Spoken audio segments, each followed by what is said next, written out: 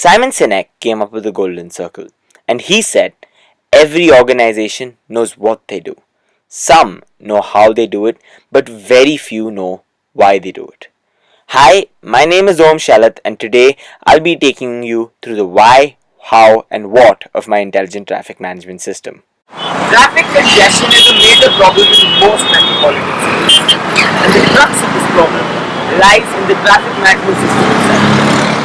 Every day on my way to school, I would end up wasting 10 to 15 minutes crossing a four-way junction, where all the lanes would get the same green time despite only 2 of the 4 lanes actually having a need for it. In this everyday frustration, I decided to take this up as a school project and ensure that the red-green time is optimized as per the real traffic densities for the junction next door. The aim of this project is to reduce the fleet time for each motorist by designing a simple, adaptive, cost-effective and approachable AI-based traffic signal. In this project, Raspberry Pi was used along with a basic camera to constantly capture images of the traffic lanes. Canny edge detection was applied on these images using OpenCV to predict the traffic densities.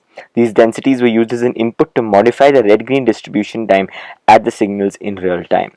To make this work across all 4 lanes, the individual signals were connected to a ZAMP server, which collects densities from each lane and periodically assigns them with an equivalent red-green time.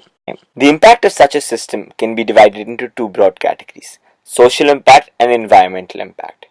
Based on my tests, I was able to predict that 8 seconds will be saved per junction per vehicle. This means 60 ml of fuel and 400 grams of carbon dioxide will be produced less every time a vehicle passes a junction. Furthermore, as the commuters will be less frustrated, the likeliness of violation of laws will reduce, allowing for police forces to be better deployed at necessary locations. Now let us discuss the sustainability of this innovation. The system is collecting a treasure trove of data of India's driving behavior across a cross-section of driving population and vehicles. Data is a key enabler for any AI-based system, and this can be India's go-to data for various purposes. There are 3 broad stakeholders who will be willing to buy this data: the government, autonomous vehicle manufacturers, and mapping softwares. The government requires data of the traffic pattern to better understand where to construct new roads, bridges, or underpasses. Autonomous vehicle manufacturers require this data for developing autonomous driving algorithms for Indian roads and consumers. This data can be sold to various manufacturers such as Tesla, which are trying to enter the Indian market. And lastly, mapping softwares. Our data would help reduce the reliance on satellites and give them more accurate results to find out the ETAs. Now that you understood the business model, let me explain the scope of the project. Under the Smart City Initiative, the Government of India has initiated a very ambitious urban development program with a total of 99 cities having qualified for a total planned outlay of 2 lakh crore rupees. One dominant area in this program is intelligent traffic management systems.